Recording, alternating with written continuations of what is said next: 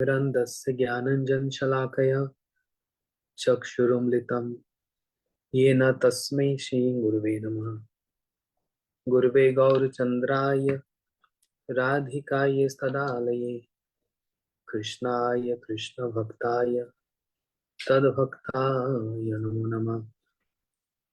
नमो महावदन्याय कृष्णप्रेमप्रदायते कृष्णाय कृष्णचैतन्य नाम्ने गौरपुष्पे नमः।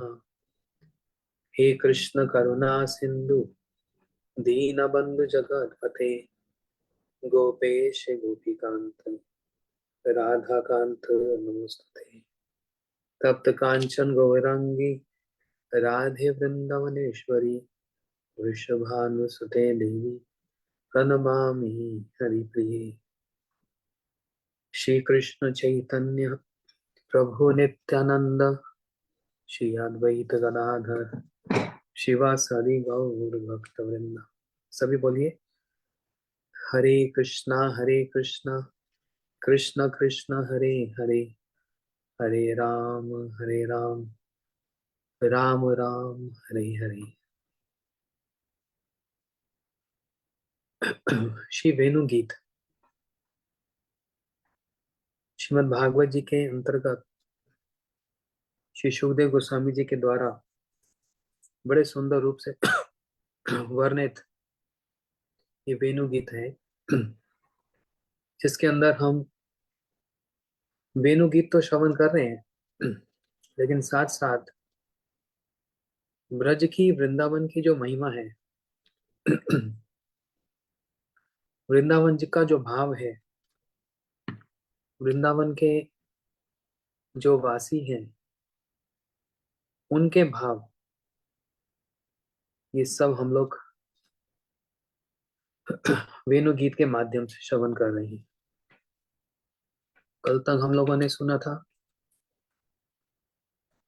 वास्तव में हम वेणु गीत सुन रहे हैं, लेकिन या तो राधा जी की महिमा ज्यादा अधिक वर्णन हो रही है।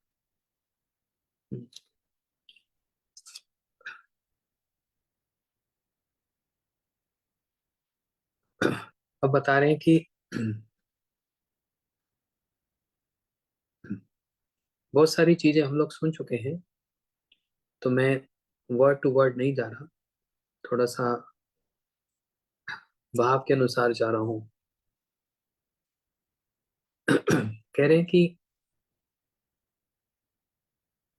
शरतकालीन वन विहार की लालसा से वृंदावन के अतुलनीय शोभा संपतशाली वनों में प्रवेश करते ही नंद नंदन जो परम मोहन वेणुनाद करते हैं, उससे सारे ब्रजवासी के हृदय में एक अभूतपूर्व आनंद का प्रादुर्भाव होने पर ब्रज गोपियों के हृदय में न जाने एक अनवर्चनीय अभिनव भाव की लहरी उठने लगती है। बड़ा सुंदर वर्णन कर रहे हैं।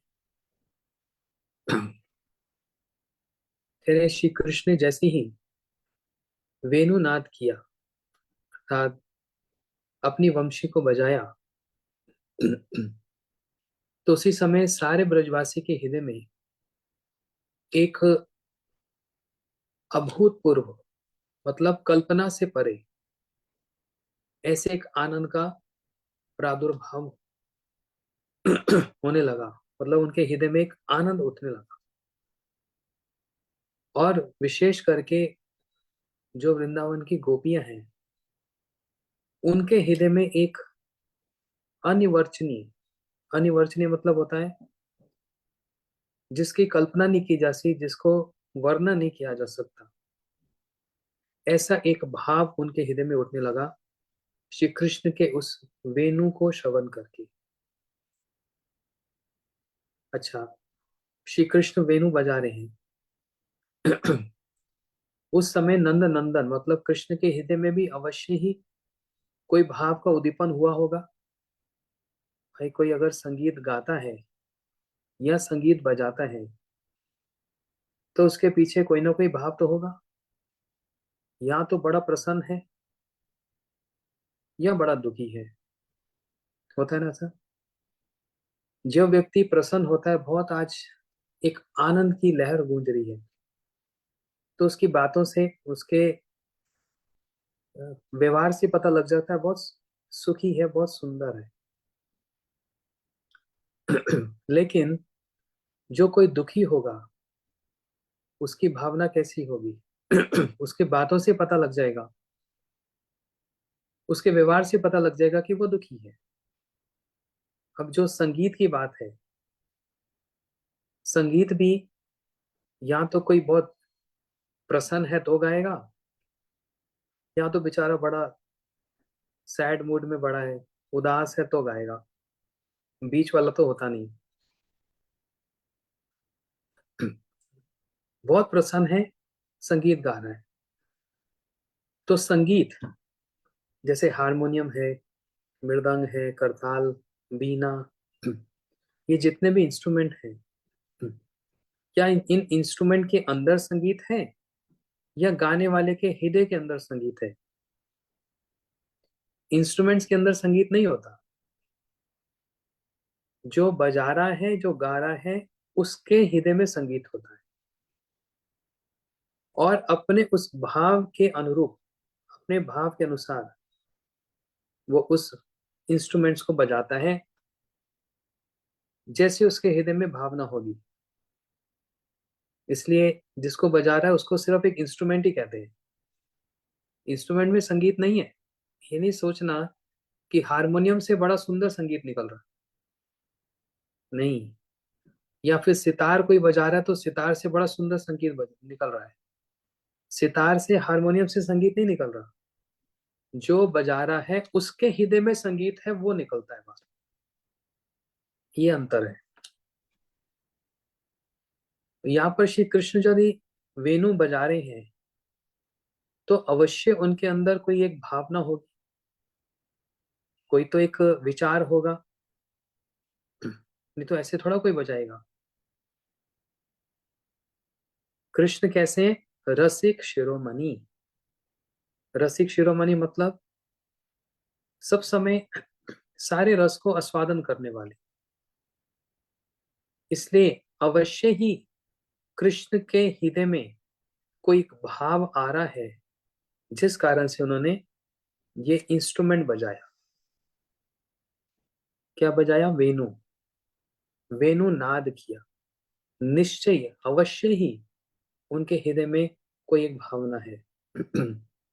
कहते हैं उस पर भी फिर परम सुंदर वृंदावन, और उसमें भी शरत कालीन शोभा। गर्मी के दिन नहीं, वातावरण भी कैसा है? शरत कालीन, मीठी मीठी ठंडी, जिसमें श्रृंगार करके श्याम सुंदर, सिर पर सुंदर पगड़ी पहनकर और उस पे मोर पंख लगाकर, जहां पर मोतियों की झालर लटक रही है, कान में सुंदर कुंडल, और पूरा नीचे से ऊपर तक जैसा एक दूल्हा स्वरूप होता है। हाँ? दूल्हा स्वरूप मतलब दूल्हा पूरा श्रृंगार करके आता है, ऐसे श्री कृष्ण पूरा श्रृंगार करके चरणों से मस्तक तक पूरा श्रृंगार करके, मोर पंख धारण करके, और इस वेणु को नाद करते वृंदावन में जब प्रवेश किए, उस वृंदावन की शोभा वो थे। उसके ऊपर फिर और क्या? कृष्ण की आयु, तीन आयु बताई गई है। बाल्य मतलब बच्चे वाली, पौगंड और किशोर। किशोर होता है टीनेजर, बाल्य होता है चाइल्डहुड, बच्चों वाली। लेकिन उस बच्चे और टीनेजर के बीच में जो एक एज है उसको कहा जाता है पौगंड। इस समय श्री कृष्ण का, कृष्ण की जो आयु है वो लगभग 5.5-6 वर्ष की पौगंड आयु है। मतलब शरीर का विकास हो गया है, मन के भाव, हृदय के भाव का विकास हो चुका है। छोटे से बालक नहीं है, छोटे से बच्चे नहीं है। हाँ? आयु भले कम है, लेकिन शरीर का जो गठन है वो बहुत बड़ा है। बहुत बड़ा मतलब उस आयु के अनुरूप है। तो कह रहे हैं कि एक तो कृष्ण के हृदय में इतनी सुंदर भावना, उसके ऊपर वेणु बजा रहे हैं, वृंदावन की शोभा भी बड़ी अच्छी है, और उससे ऊपर भी आयु कैसी है। ये तो बहुत जरूरी बात है, बहुत जरूरी बात है। एक साधारण सी बात बोलता हूँ। एक पार्टी में कोई बूढ़ा व्यक्ति जाए, और पार्टी में कोई एक नवयुवक जाए, तो दोनों उस पार्टी को कैसे रिलेट करते, दोनों के भाव अलग अलग होंगे। बूढ़ा व्यक्ति अपने हिसाब से सोचेगा, जवान व्यक्ति अपने हिसाब से, अपनी आयु के अनुरूप, जिसकी जैसी आयु होती है उसके अनुसार ही उसके मन में और हृदय में भावना रहती है। इसलिए कहा वृद्धस्तावत चिंतमग्न। बाल्यावस्था खेल कूद में निकलती है, यौवन अवस्था आकर्षण में निकलती है, और वृद्ध अवस्था चिंता में। ये उस एज का डिफॉल्ट है, वो ये उसका एज का ही स्वभाव है, चिंता में रहेगा। इसलिए अभी कृष्ण की आयु क्या बताई, पौगंड वयस, उसमें भी नव किशोर की ओर अग्रसर होती हुई, मतलब अभी बस टीन एजर में। टीन कहाँ से स्टार्ट होता है, 13, है ना। 13 से पहले वो बच्चा नहीं होता, टीनेजर से पहले, किशोर अवस्था से पहले वो बच्चा नहीं होता। बच्चा और टीनेजर के बीच की जो आयु है अभी किशोर अवस्था, वो टीनेजर वाला जो एक गुण है, जो रूप है, बस वो अभी टच ही हो रहा है, अभी प्रकट ही हो रहा है, ऐसी उनकी आयु है। सो ऐसे आयु में श्री कृष्ण ब्रजेंद्र नंदन सुमधुर वय संधि का ईशत प्रकाश, उस पर भी नंदालय से वन विहार के लिए आते समय ब्रजवधु की सकृष्ण बम की दृष्टि के सुख में स्मृति। हाँ, तो ऐसे उनका डिस्क्रिप्शन, और ऐसी स्थिति में कृष्ण अपने महल से, नंदालय का मतलब नंद बाबा के महल से, जो वन विहार के लिए, मतलब वृंदावन के वन की शोभा देखने के लिए जब अपनी गैयों के साथ आते हैं, और एक एक वृक्ष और एक एक लता की ओट से, मतलब छिपकर, हमकी अपनी बमकिम दृष्टि से, बमकिम दृष्टि मतलब होता है टेढ़ी आंखें करके, सीधा नहीं। जैसे कोई सामने बैठा हो, अब उसको देखने की तो इच्छा हो रही है, मगर देखे कैसे, सभी लोग देख रहे हैं, गुरुजन बैठे हैं। अच्छा, अपने आप को भी संकोच है, सामने कैसे देखें। तो एक दृष्टि होती है, उसको बोलते हैं बमकिम दृष्टि। बमकिम दृष्टि मतलब मुंह तो सामने है और आंख ऐसे टेढ़ी जा रही है, देखना है।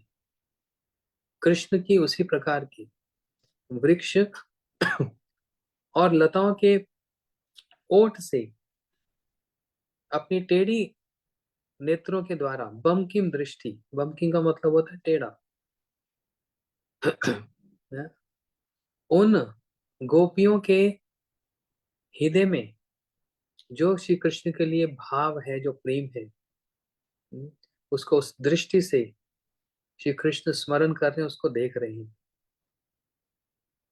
और इसी से कृष्ण के हृदय में गोपियों के साथ मिलने की एक तीव्र लालसा उत्पन्न नहीं होती।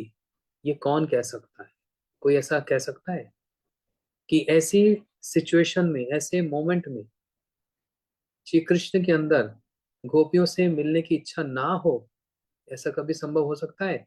नहीं हो सकता। इसका मतलब कृष्ण के हृदय में गोपियों को देखने की इच्छा जाग गई है। और इसी संबंध में हमारे गुरु जी एक बात बतलाते हैं, एक बड़ी सुंदर कथा सुनाते हैं। एक नई नवेली बहू ब्याह करके ब्रज में आई। गुरु जी बार बार इस कथा को सुनाते रहे। अभी अभी विवाह हुआ, नई नवेली है, और ब्रज में आई। जब आई तो सास ने कह दिया, बहू हमारे घर का एक नियम है। क्या है? सुबह के समय में और संध्या के समय में, शाम को खिड़की दरवाजा खोल के बाहर नहीं देखना। अब बहू कौन सा देखना जा रही थी, लेकिन पहले से अगर कह दो अगर ये नहीं करना, तो फिर मन करता है ऐसी कौन सी बात है, जरूर करेंगे। अगर नहीं बोलती सास तो फिर कोई चिंता ही नहीं थी, लेकिन सास ने ये बोल दिया उस नई नवेली विवाहिता उस दुल्हन को, उस बहू को, कि तुम खिड़की खोल के बाहर नहीं देखना। अब इसके अंदर तो छटपट हो रहा है, ऐसा क्या है, ऐसा क्या है। और मैं, बहू कहती है मैं ये भी देख रही हूँ कि मेरे को तो मना कर दिया, लेकिन सास खिड़की खोल खोल के किसी को देखती है। हाँ। एक दिन सुबह के समय प्रातःकाल जब कृष्ण अपनी गैयों को लेकर जब वन में जा रहे हैं, बिल्कुल ठीक यही शोभा वेणु वादन करते हुए, इस बहू ने सोचा कि मैं भी जरा खिड़की खोल के देखूं, तो इसने हल्की सी खिड़की खोली और सामने किसको देखा? कृष्ण, श्याम सुंदर को देखा। इतना सुंदर उनका रूप देखा, उनका श्रृंगार देखा, और जैसी नेत्रों में देखा, बस सामने से कृष्ण ने इनके नेत्रों को देखा, इन्होंने कृष्ण के नेत्रों को देखा, दो आंखें चार हुई, और बस ये तो अपनी सारी सुध-बुध खो बैठी। सामने से कृष्ण ने आंखें मटकाई, और जैसे ही इसकी आंखों में देखा, है ना, इसलिए कहा कि कृष्ण की आंखों में कभी नहीं देखना। है ना, एक भजन है ना, जिसमें बात उल्टी लिखी है लेकिन वास्तव में सीधी कहना चाहते हैं। बंधु संगे यदि तव रंग परिहास, था के अभिलाष, था के अभिलाष, तबे मोर कथा राखो, जेव नाको जय नाको, मथुरा केशी घीर, केशी तीर्थ घाटेर प्रकाश। कितने सुंदर भावना यहाँ पर बता रहे हैं। कह रहे खबरदार कभी वृंदावन मत जाना, कभी नहीं जाना। अगर अपने घर वालों के साथ सुखपूर्वक रहना चाहते हो, तो कभी वृंदावन नहीं जाना। और अगर वृंदावन चले गए तो वहां पर एक जमुना जी के किनारे एक घाट है, उसको कहते हैं केशी घाट। उस केशी घाट के निकट तो कभी नहीं जाना भूलकर। अच्छा, केशी घाट पहुंच भी गए तो वहां पर फिर एक गोविंद जी का मंदिर है, उन गोविंद जी के मंदिर में कभी नहीं जाना। अच्छा जी, चले गए, पता नहीं था, दलीच को पार कर लिया, चले गए। चले गए, लेकिन गोविंद जी की आंखों में मत देख लेना। क्यों? इनका नाम है कृष्ण। कृष्ण का मतलब आकर्षण करने वाले, सब आकर्षक। बोलते नेत्रों को, आंखों को देखने से ही सब कुछ हो जाता है। कभी कभी शब्द नहीं कहने पड़ते, आंखें बहुत कुछ कह जाती हैं। इसलिए कुछ लोग अपनी आंखों को छिपा देते हैं, काला चश्मा लगा लेते हैं, ब्राउन चश्मा लगा देते हैं, आंख दिखे ही नहीं। क्यों? यदि आंखों में देख लिया तो पता लग जाएगा, स्कैन हो जाएगा कि मन के भाव क्या है। अब श्री कृष्ण के पास तो चश्मा नहीं। हम्म। उन्होंने जैसे इस गोपी को देखा, इस नई विवाहिता को देखा, और इसने कृष्ण को देखा, बस दो आंखें चार हुई, और इसका मन तो पूरा का पूरा अब कृष्ण में लग गया, पूरा का पूरा मन। कुछ नहीं करती घर में, ऐसे बस सुध बुध खो बैठी, है ना, और कृष्ण में ही लॉस्ट हो गई। वो वृंदावन में जाते हैं ना लोग, वो टी शर्ट पहनते हैं, क्या लिखा होता है? I lost my heart in Vrindavan. कोई कहता है आई लॉस्ट माई पर्स इन वृंदावन, बंदर उठा के ले जाता है ना। कोई कहता है I lost my shoes in Vrindavan, तो कहते हैं I lost my heart in Vrindavan. ये सिर्फ जब तक कृष्ण का दर्शन नहीं होगा तो ये सिर्फ कहने सुनने वाली बातें हैं। जब तक कथा नहीं सुनेंगे वृंदावन में हार्ट लॉस्ट नहीं होने वाला। लेकिन इस गोपी का अब ये कैसे हो गई, पूरी लॉस्ट, मतलब खो गई, सारी सुध बुध खो बैठी। अच्छा, कोई सुध बुध खो बैठता है तो काम करना बंद कर देता है? काम चल रहा है लेकिन मन काम में नहीं है। मन किस में लग गया? कृष्ण में लग गया। अब बेचारी ऐसे बैठी रहती है, सुध बुध खो बैठी, तो बहू सास आकर कहने लगी, बहू पता नहीं मेरी बहू को क्या हो गया, हाँ, पागल सी हो गई है, पता नहीं क्या सोचती रहती है, क्या देखती रहती है, इसका मन कहाँ है, मैं कैसे जानूं? क्योंकि आप किसी का मन नहीं पढ़ सकते, है ना। आपके मन में क्या चल रहा है, मेरे मन में क्या चल रहा है, हम आप एक दूसरे के मन को नहीं देख सकते। मन है सूक्ष्म। हम आंखों को देख सकते हैं, शरीर के हाव भाव को देख सकते हैं, बॉडी लैंग्वेज देख सकते हैं, लेकिन मन को देखना ये तो बड़ा मुश्किल है। मन में क्या चल रहा है इसको जानना बड़ा मुश्किल है। अब सास कहने लगी, पता नहीं इसके मन में क्या है, बोलती भी नहीं, सब समय चुप रहती है। तो किसी ने कहा, घर में बिठाई रखती हो बहू को, कुछ काम करवाओ इससे। तो सास ने बहू को दे दिया बर्तन साफ करने वाला, इससे बर्तन साफ करो। अब ये तो एक ही जगह पर रगड़े जा रही है बर्तन को, क्योंकि मन तो है ही नहीं। मन कहाँ लगा हुआ है? सुध बुध खोकर मन लगा है कृष्ण में, सुध बुध खोकर, और बर्तन ही तोड़ डाला। फिर सास ने कहा, हाय हाय पता नहीं मेरी बहू को क्या हो गया। किसने आकर कहा, सारा दिन घर बिठाए रखती हो तो ऐसे ही होता है, थोड़ा बाहर खुली हवा में भेज दो तो मन अच्छा हो जाएगा। सास ने एक किसी का बच्चा लाकर बहू की गोद में दिया, बोलते जाओ बहू पानी भर के लाओ, कुएं से पानी भर के लाओ। ये उस बच्चे को पकड़कर सिर पे मटकी रख के जो कुएं के पास जा रही है, और कुएं में तो बाल्टी नीचे फेंक कर पानी लेना चाहिए ना, इसने उस बच्चे को ही बाल्टी में डालकर, बाल्टी को ही, बच्चे को ही कुएं में फेंकने लगी।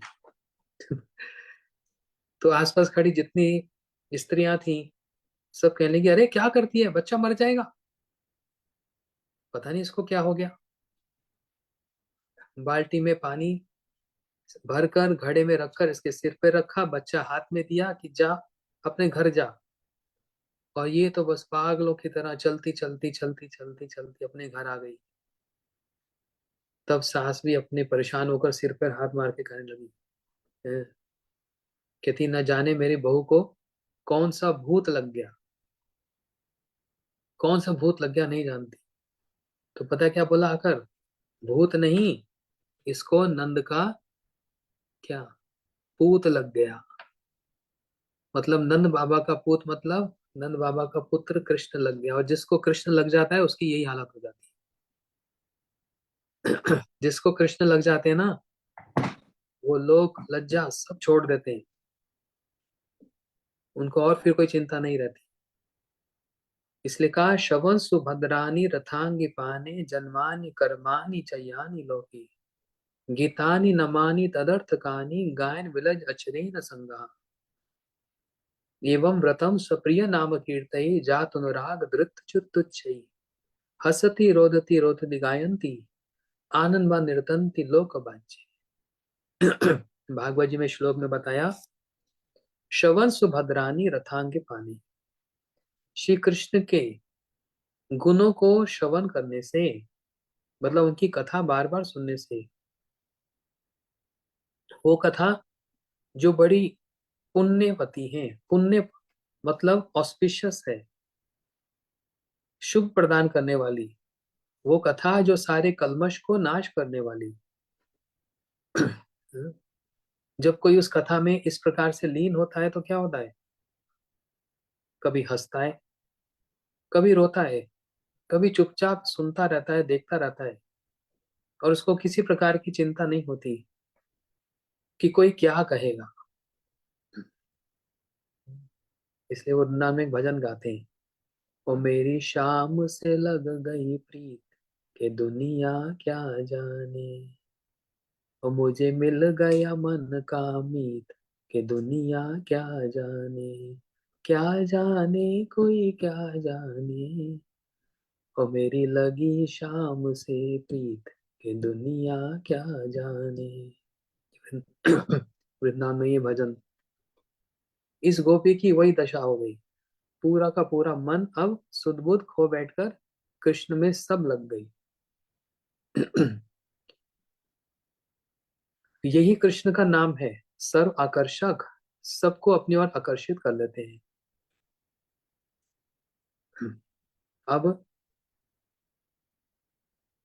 गोपियों के हृदय में वो जो वेणु गई, वो वेणु का स्वर सुनकर सारी गोपियां मिलकर उस उन कृष्ण की उस वेणु की गुणगान गाने लगी, उसकी महिमा गाने लगी।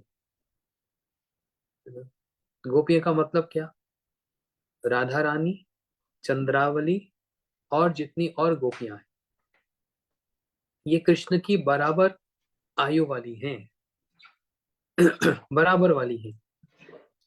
ये बचपन से ही कृष्ण के साथ बिना भेदभाव के खेलती कूदती थी, इसलिए इनमें परस्पर गाढ़ा अनुराग मतलब प्रेम। ये गोपियां, राधा जी, चंद्रावली और जितनी गोपियां हैं, बचपन से ही कृष्ण के साथ ये खेलती आई हैं, और इस कारण से कृष्ण के साथ इनका अनुराग, अनुराग समझते क्या होता है? अनुराग मतलब होता है प्रेम। अनुराग का रंग क्या होता है? अच्छा, इसी पर बात करते हैं। हर रंग का कोई एक अर्थ होता है। अनुराग का रंग क्या है? ये वाला जो मैंने पहन रखा है। जैसे सूर्य उदय होते हैं ना, सनराइज, सूर्य उदय सनराइज से पहले आकाश में एक लालिमा होती है, आकाश लाल लाल होता है। अभी सूर्य उदय हुए नहीं, लेकिन उससे पहले ही आकाश में लालिमा हो जाती है। वो जो रंग होता है उसको बोलते हैं अनुराग का रंग। अनुराग का मतलब आसक्ति, अनुराग का मतलब आसक्ति और वो भाव, ये है अनुराग का रंग। हाँ, इसलिए अलग अलग भावना के अलग अलग विचार के अलग अलग रंग हैं।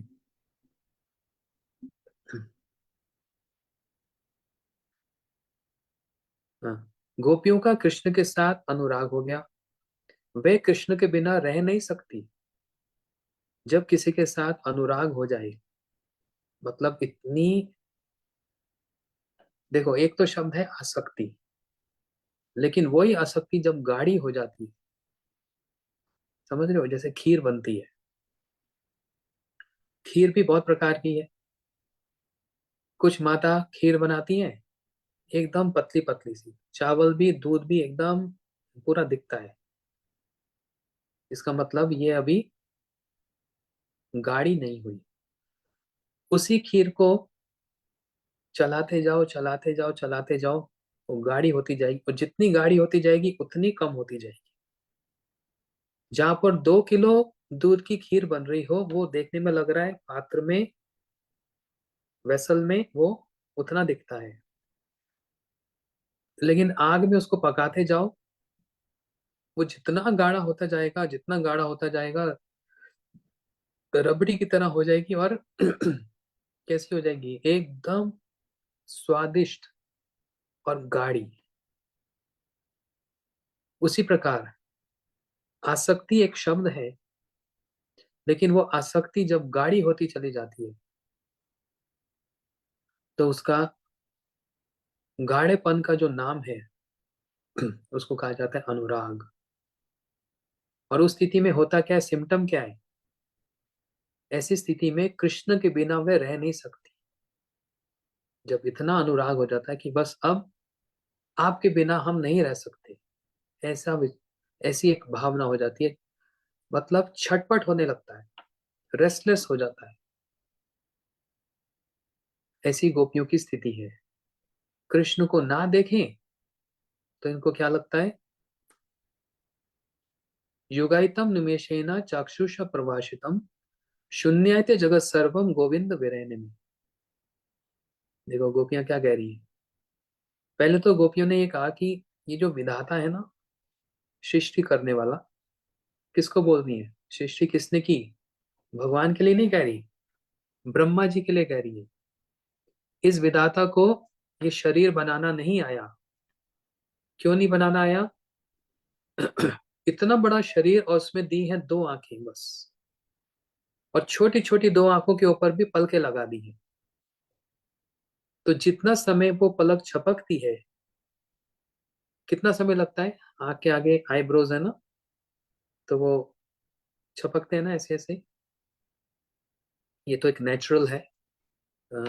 भगवान की ने ऐसा सुंदर शरीर बनाया कि सब कुछ, जैसे कार में बारिश होती है तो वाइपर चलने लग जाते हैं, सब साफ साफ दिखे, ऐसे ही आंखों के अंदर एक ऐसा रसायन, एक केमिकल है जो अपने आप रिलीज होता है और आंखों के पलके उसको साफ करती रहती है, वो लेंस साफ होता चला जाता है।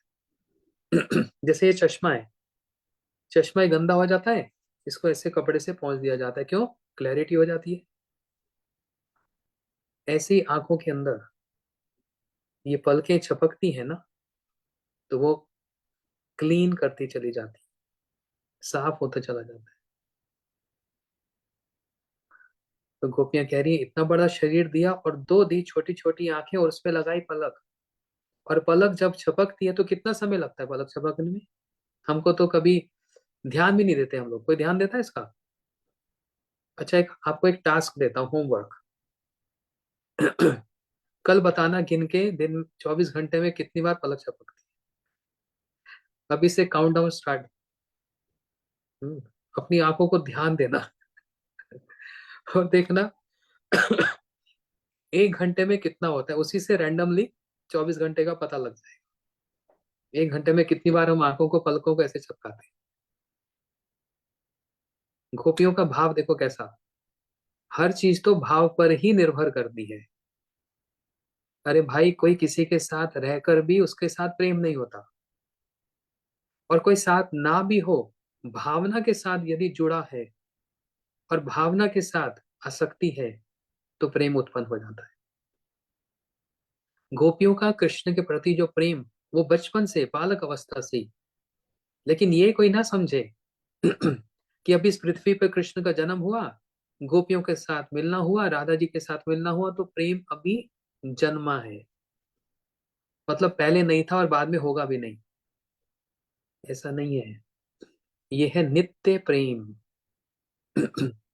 ये बनाया गया नहीं, ये डेवलप किया गया नहीं है, ये प्रैक्टिस किया हुआ नहीं है कि राधा जी ने, गोपियों ने कृष्ण को देखकर प्रैक्टिस की। हम हैं, आपको देखेंगे हम ना प्रेम की प्रैक्टिस करते हैं, इससे आपको प्रेम प्रेम हो जाए आपसे। कभी कृष्ण ने प्रैक्टिस नहीं किया, ये एक स्वाभाविक, एक नेचुरल, इसका वर्णन हमारे गोस्वामी ने, हमारे गुरुजनों ने किया ग्रंथों में। और ये प्रेम एक शब्द है, आधुनिक, मतलब आज का नहीं है, ये पुराना है। देखने में ऐसा लग रहा है, देखने में ऐसा लग रहा है कि कृष्ण जन्म लिए, राधा जी ने जन्म लिया, दोनों एक दूसरे से मिले, उनका प्रेम आपस में आरंभ हो गया। देखने में ऐसा लग रहा है, लेकिन वो प्रेम पिछला है। पिछला मतलब ये तो नित्य है, गोलोक वृंदावन से आए, ये कोई हमारी तरह थोड़ा जन्म लेते हैं मर जाते हैं। ये नित्य प्रेम है, बिल्कुल इटर्नल, नित्य। जब तक हम ये फिलॉसफी नहीं समझेंगे, विच इज द फाउंडेशन, जब तक हम ये फिलॉसफी नहीं सुनेंगे और समझेंगे, कभी भी हम राधा कृष्ण के प्रेम को नहीं समझ पाएंगे। नहीं तो ऐसा लगेगा कि लड़का लड़की का प्रेम है। बिल्कुल ऐसा लगेगा। इसलिए उसका फिलोसफिकल बैकग्राउंड बड़ा स्ट्रांग होना चाहिए। इसलिए मैं बीच बीच में जो सिद्धांत है, जो फिलॉसफी है, उसको मैं समझाने की कोशिश कर रहा हूं। तो भावना ही सबसे बड़ी चीज होती है। किसी के घर में गए, बेचारे दोनों पति पत्नी काम करते हैं, उनके घर में गए और जो शाम को काम काम करके घर में लौट कर आए, अभी तक कुकिंग की नहीं, कुछ बनाया नहीं। अब दो तरीके हैं इस स्थिति को संभालने के। या तो झूठ बोल दिया जाए, कुछ भी, कि वो घर में ना एक्चुअली राशन था नहीं, वो घर में बेस्ट अच्छे मसाले नहीं थे इसलिए नहीं बनाया। ये बहाने हैं झूठ बोलना। लेकिन भावना से अगर कोई प्रेम से कह दे, देखो हम काम पर थे अभी अभी आए, पहले से पता होता तो बड़ी अच्छे से हम व्यवस्था करते, बस आधे घंटे में आपके लिए हम बना देंगे। इतने छोटे से एक साधारण शब्द, प्यार से बोले हुए शब्द, है ना, ये शब्द ही हैं जो बड़ी बड़ी वॉर करा देते हैं। वर्ल्ड वॉर 1, वर्ल्ड वॉर 2 शब्दों से ही होती है। जितने भी युद्ध हो रहे हैं संसार में, रशिया को लो, इसराइल को लो, जितने भी जितनी वॉर्स हो रही है, उसके पीछे रीजन क्या है? जस्ट वर्ड्स, शब्द। उसके प्रेसिडेंट ने कुछ कहा, उसके प्रेसिडेंट ने कुछ कहा, बस लग गई। तो शब्द वॉर भी करा सकते हैं और शब्द समधि भी करा सकते हैं। कितना आसान है अपने हृदय से अपनी भावना को प्रकट कर देना, बस। भावना के सब खेल है। ये जो गोपियां कह रही हैं कि विधाता को ये शरीर बनाना नहीं आया, ये अपने भावना को तो प्रकट कर रही है। क्योंकि सृष्टि किसने की है? तो भगवान की इच्छा से, लेकिन की ब्रह्मा जी ना। तो गोपियों ने क्या भगवान की सृष्टि को खराब मान दिया? बस एक भावना प्रेजेंट कर रही है, एक भाव प्रेजेंट कर रही है कि इतने बड़े शरीर में दो आंखें और उसमें भी पलकें लगाई, और जब ये पलक छपकती है और हम कृष्ण आपको नहीं देख पाती ना, तो हमको पता कैसा लगता है? हमको लगता है युग के युग बीत गए। इनके, गोपियों के ये वचन, ये हमारे आपके जैसे वचन नहीं है। इन गोपियों के वचन एकदम डीप रूटेड सच्चे वचन हैं। जो वो फील कर रही हैं वो ही वो प्रेजेंट कर रही हैं। ये नहीं कि उन्होंने एक कविता सुना दी, एक पोयम सुना दी, भाव को प्रेजेंट ही करना है, ऐसा नहीं। उनके इन वचन में कितनी सच्चाई है। जब वो कह रही हैं, हे कृष्ण, हम आपको जितने समय आंख झपकती है और हम आपका दर्शन नहीं कर पाते, हमको लगता है हजारों युग बीत गए।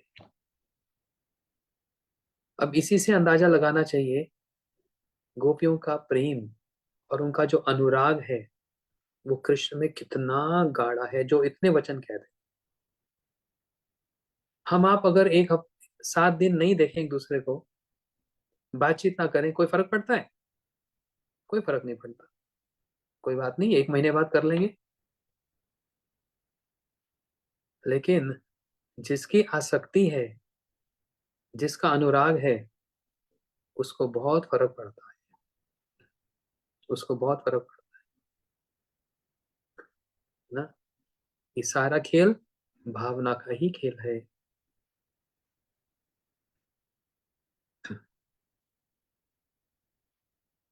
तो युगाइतम निमेषेन चाक्षुष प्रभाषितम, शून्यते जगत सर्वम गोविंद विरहन।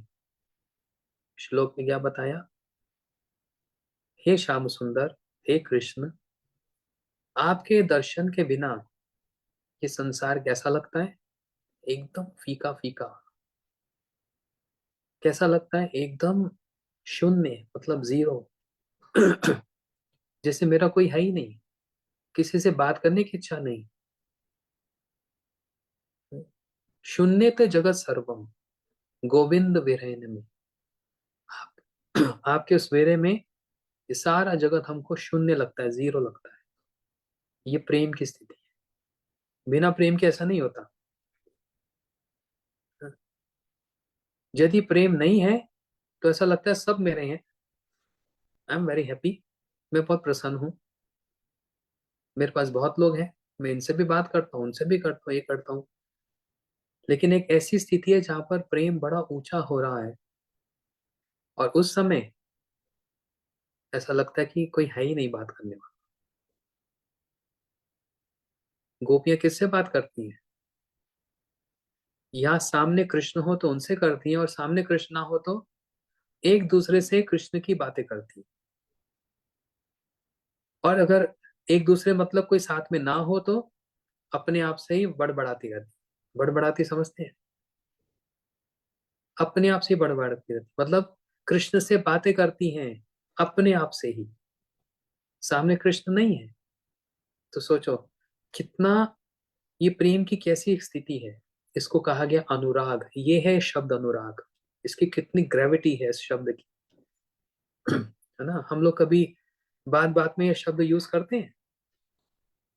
नहीं, हम बोलते हैं हमारी आपसे आसक्ति हो गई, मैं आपसे बहुत अटैच हूँ, सिर्फ इतना ही बोल सकते हैं ना। लेकिन कुछ ऐसे शब्द हैं जो रिजर्व्ड हैं, जैसे अनुराग। ये जितना सब बतलाया, इनकी गोपियों की भावना, ये अनुराग मतलब deep deep and deepest attachment, जो गोपियों का श्री कृष्ण से और कृष्ण का फिर राधा रानी से। है ना, कितना आनंद वाली बात। तो एक तो ये बात याद रखना कि गोपियां कहती हैं ये आंखें, ये विधाता ने शरीर बनाना नहीं आया। एक और ऐसी बात है जहां पर एक राधा जी की सखी ने आकर राधा जी से कहा, राधे आज मैं बड़ी प्रसन्न, वाह आज मैं बहुत प्रसन्न हूँ, like flying in the air. तो राधा जी ने कहा, ओहो तुम इतनी प्रसन्न हो, कृष्ण कृष्ण से मिलकर आ रही हो इसलिए ना। अब इसी से समझ जाओ, देखो ये एक एक शब्द, एक एक सेंटेंस जो है, इससे पता लगता है उस व्यक्ति की थॉट्स क्या है और उसका एब्जॉर्प्शन कहाँ है। जैसे एक सखी ने आकर राधा जी से कहा आज मैं बड़ी प्रसन्न हूँ, तो कोई और कह सकते हैं ओहो आज आपने गुलाब जामुन खाया होगा, आज आपने जलेबी खाई होगी, आज बड़े प्रसन्न हो। अच्छा आज आपको कुछ एक गिफ्ट मिला होगा, बड़े प्रसन्न हो। तो जिसकी जैसी भावना होती है वो उसके हिसाब से ही, कैसे बताऊं, आरोपित करता है।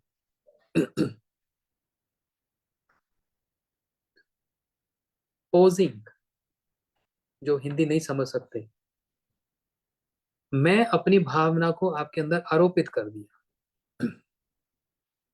जैसे मान लो अगर मैं चोर हूं, मैं रोज चोरी करता हूं, तो मेरे को सामने कोई भी आता जाता व्यक्ति क्या लगेगा, ये भी चोर ही होगा, क्योंकि मेरे विचार ऐसे हैं। अगर मैं साधु हूं तो मेरे को लगेगा ये सारे साधु हैं, सब सेवा कर रहे हैं भगवान की। कोई योग माया की सेवा, योग माया के अंडर में सेवा करता है, और कोई महामाया के अंडर में सेवा करता है, और दोनों माया किसकी है, भगवान की है। तो उसकी दृष्टि ही ऐसी होती है, उसका भावना ही ऐसी होती है। अपनी भावना को किसी के अंदर आरोपित करना, समझ आ रही बात? ये डीप बात है। हाँ, अपनी भावना को किसी के अंदर और आरोपित करना, यही हम अभी आगे सुनेंगे वेणु गीत में। जब गोपियां जमुना जी के बारे में कह रही हैं, गोवर्धन जी के बारे में कह रही हैं, वृंदावन के बारे में कह रही हैं, तो वो कर क्या रही हैं, अपनी भावना को इन दूसरी दूसरी चीजों में आरोपित कर रही है। मेरे को एक वर्ड नहीं आ रहा आरोपित का, इंग्लिश का एक वर्ड है बहुत अच्छा,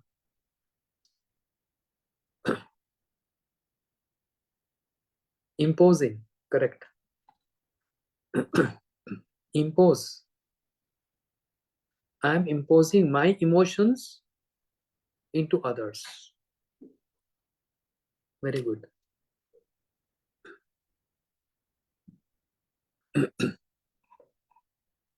अब मैं वो टॉपिक भूल गया, मैं किस लिए बोला था। हाँ। सखी आकर राधा जी से कह रही है कि मैं आज बड़ी प्रसन्न हूँ। तो एक्स वाई जेड कोई भी आकर क्या बोलेगा? हाँ, अपने ओ आज क्योंकि आपने नई ड्रेस पहनी इसलिए आप प्रसन्न हैं, आज आपने गुलाब जामुन जलेबी खाई इसलिए प्रसन्न है। तो जो मेरे अंदर, जो मेरी पसंद है, समझना मेरे फीलिंग्स को, मेरी भावना को, जो चीज मुझको सबसे बेस्ट लगती है मैं उसको दूसरे के अंदर इम्पोज करता हूँ, आरोपित करता हूँ। इम्पोज करता हूँ, हाँ, इसलिए ये भी प्रसन्न होगा क्योंकि मैं जलेबी खा के प्रसन्न होता हूँ। समझ आई बात? समझ आई तो हाथ ऊपर करो, क्योंकि आप बोल तो सकते नहीं। हाँ, वेरी गुड। जब राधा जी के सामने आकर इस सखी ने कहा, राधे आज मैं बहुत प्रसन्न हूँ, तो राधा जी ने क्या उत्तर दिया? ओह, इसका मतलब तुम कृष्ण को देखकर आ रही हो।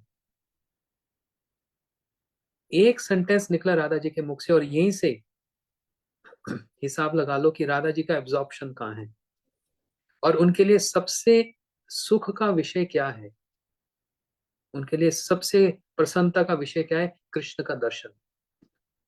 बस। तो गोपी ने क्या उत्तर दिया राधा जी को? हाँ हाँ, मैं कृष्ण को देखकर आ रही हूँ। राधा जी की आंखों से आंसू निकल आए। क्यों आंसू निकल आए?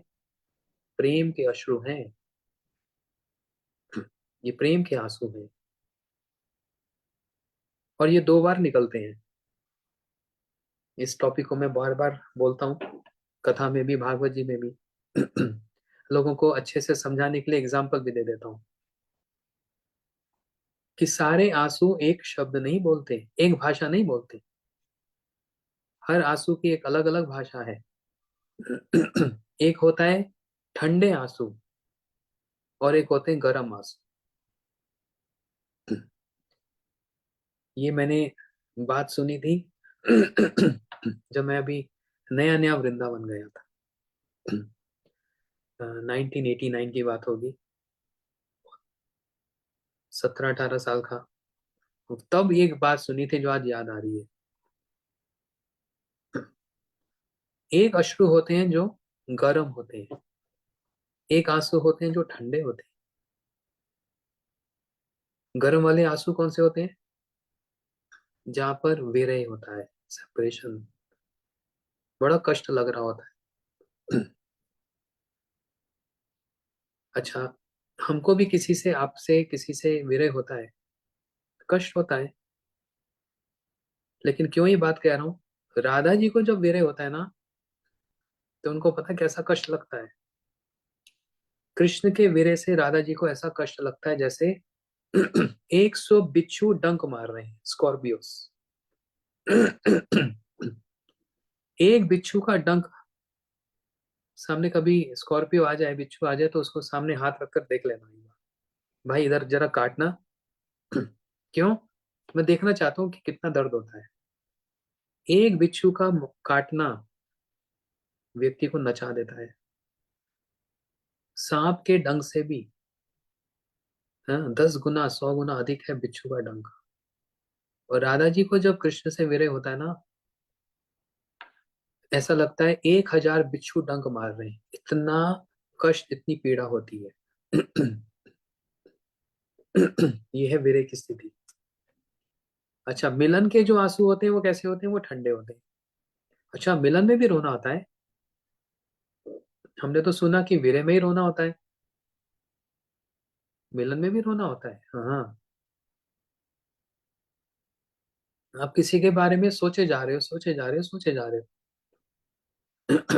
उससे विरह हो रहा है, लेकिन एक दिन अचानक वो व्यक्ति आपके सामने आ रहा है, आप उसको देख रहे हो, उसको निहार रहे हो, तो क्या होगा? वो प्रेम जब उमड़ता है ना, तो फिर आंसू को रोका नहीं जाता, ये होते हैं मिलन के आंसू। जैसे एयरपोर्ट पे, मैं एग्जांपल देता हूँ। एयरपोर्ट पे डिपार्चर पे और अराइवल पे, क्योंकि मैं बहुत ट्रैवल करता हूँ ना, देखता हूँ। डिपार्चर पे भी लोग रोते हैं, अराइवल पे भी लोग रोते हैं, लेकिन दोनों का रोना एक बराबर है। आप कहेंगे जो व्यक्ति जा रहा है, इंडिया छोड़ के कनाडा जा रहा है, अमेरिका जा रहा है, किसी का बेटा या बेटी, तो वो जब जा रहा है तो देखकर तो कष्ट तो होता है, दुख होता है, तो गले लगकर रोता है। गले लगाकर उसको रोता है, अपने बेटा को या बेटी को या कोई भी एक्स वाई जेड, क्योंकि अब दुख हो रहा है, कष्ट हो रहा है, मेरे को छोड़कर जा रहे हैं, सेपरेशन हो रहा है ना। ये वाला रोना तो समझ आता है, ये है बिछड़ने का रोना। लेकिन वही व्यक्ति, बेटा बेटी एक्स वाई जेड, जब लौट कर आ रहे हैं, मान लो 5 साल के बाद, 1 साल के बाद, तो अराइवल पे खड़े होकर उनका वेलकम के लिए खड़े हैं, आंखें तरस रही हैं देखने के लिए, 2 घंटे से खड़े हैं, हाँ इसी गेट से आएंगे, यहीं से आएंगे। और जब सामने वो बच्चा आता है, तो माँ उसको गले लगाकर वो भी रोने लग जाती है। अरे जब वो जा रहा था बच्चा तब भी आप रो रहे थे, अब आ गया तब भी रो रहे हो, क्यों? दोनों रोने में क्या अंतर है? ये है मिलन का रोना। तो मिलन में भी रोना होता है, और वीरे में भी रोना होता है। जैसे ही राधा जी ने सुना सखी से कि ये आज कृष्ण का दर्शन करके आई हैं, आंखों से आंसू बहने लगे। कौन से आंसू हैं ये? वीरे के। वीरे के आंसू। और राधा जी ने उस समय क्या कहा? अब ये ध्यान देने वाली बात है, इसको ध्यान अंडरलाइन करना। राधा जी ने कहा, हे मेरी सखी, तुम्हारा जीवन सफल है, तुम धन्य हो, you are very lucky and fortunate. क्यों? आज तुमने कृष्ण को पूरा दर्शन कर लिया। क्योंकि इस गोपी ने यही कहा था, आज मैंने कृष्ण को चरणों से मस्तक तक पूरा दर्शन किया, पूरा देख लिया।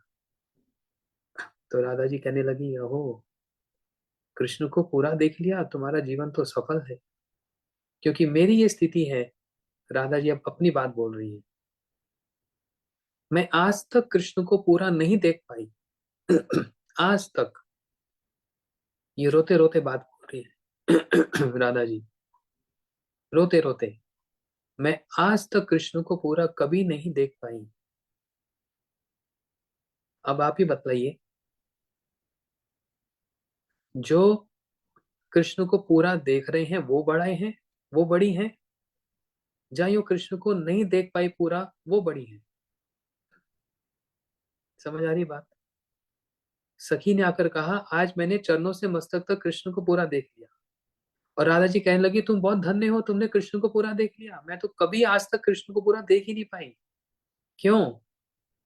यदि मैं उनके एक आंखों को देखती हूँ, जो कैसे कमल जैसे सुंदर, मेरी दृष्टि अब वहां से हटने का नाम नहीं लेती, मेरी दृष्टि वहीं लग जाती है। मैं यदि कृष्ण के नाक को देख लेती हूँ, मैं यदि कृष्ण के होठों को देख लेती हूँ, मैं कृष्ण के हाथ को देख लेती हूँ, मेरा पूरा ध्यान वो एक स्थान पर ही लग जाता है, वहां से आंख हटाने का मन ही नहीं करता। ये राधा जी की दृष्टि देखो कैसी है। तो राधा जी कह रही है, हाय मैंने आज तक कभी पूरा कृष्ण का दर्शन नहीं किया। अब बताओ कौन बड़ा? भावना देखो कैसी है यहाँ पर। जो कृष्ण का पूरा दर्शन कर रही है वो बड़ी हो गई?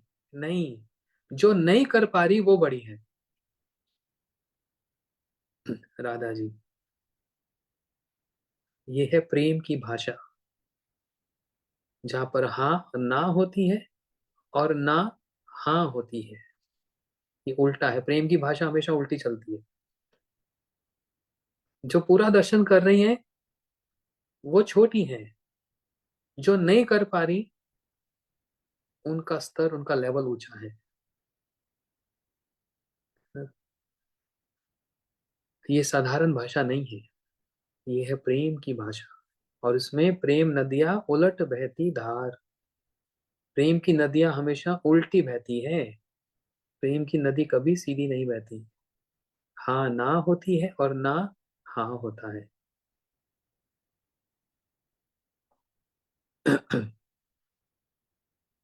अच्छा, समय हो गया।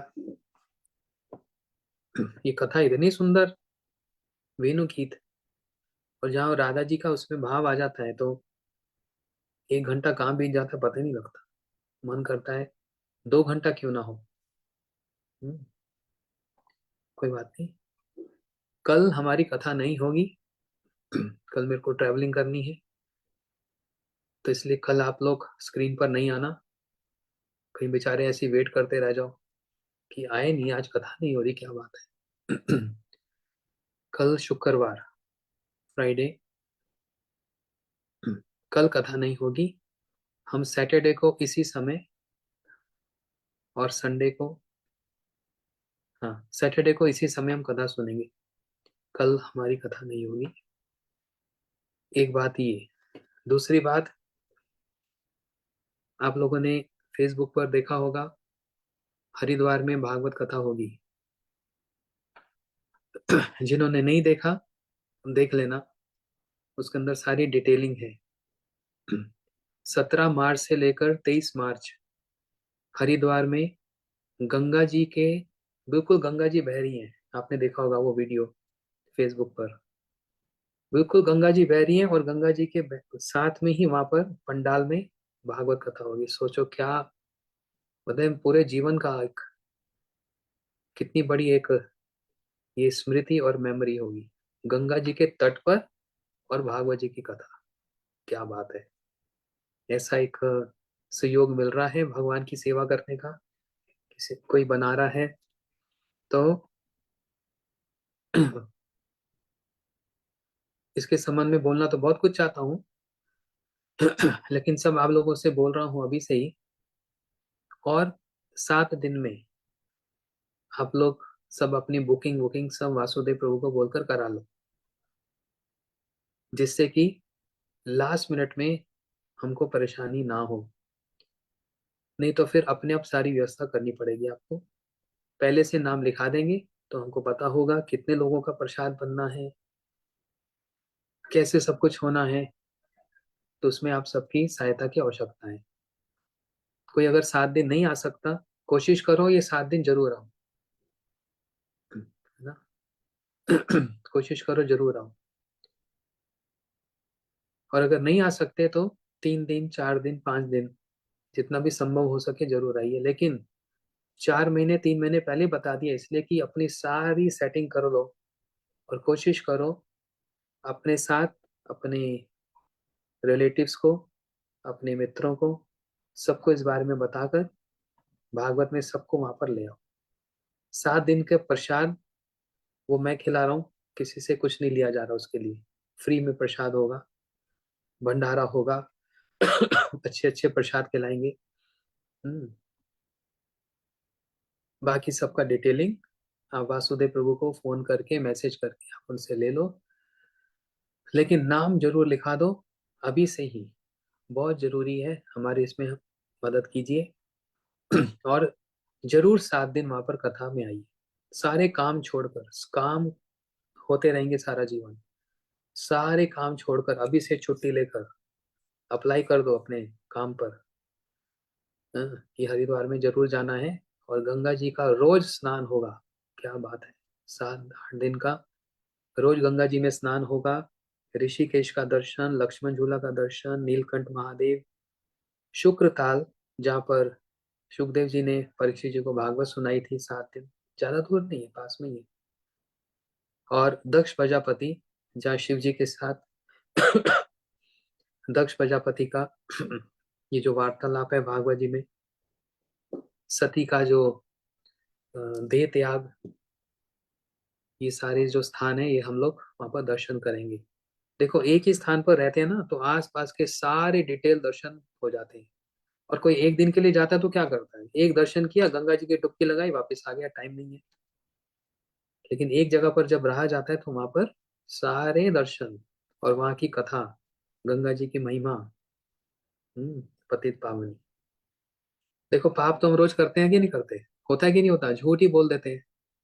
झूठ बोलना भी तो पाप है ना। अगर मैं कहूंगा आप कथा में लेट क्यों आए, वो कोई आ गया था, अच्छा मैं ट्रैफिक में फंस गया था, झूठ बोलने में क्या जाता है ना। 7 दिन का भागवत कथा गंगा जी के तट पर, और रोज गंगा जी का 1 बार 2 बार 3 बार स्नान, जितना करना चाहो करो। शाम को गंगा जी की आरती का दर्शन। मेरा तो मन बड़ा मचल रहा है अभी से ही। मार्च कल क्यों नहीं आ रहा, अभी तो 3 महीने और है।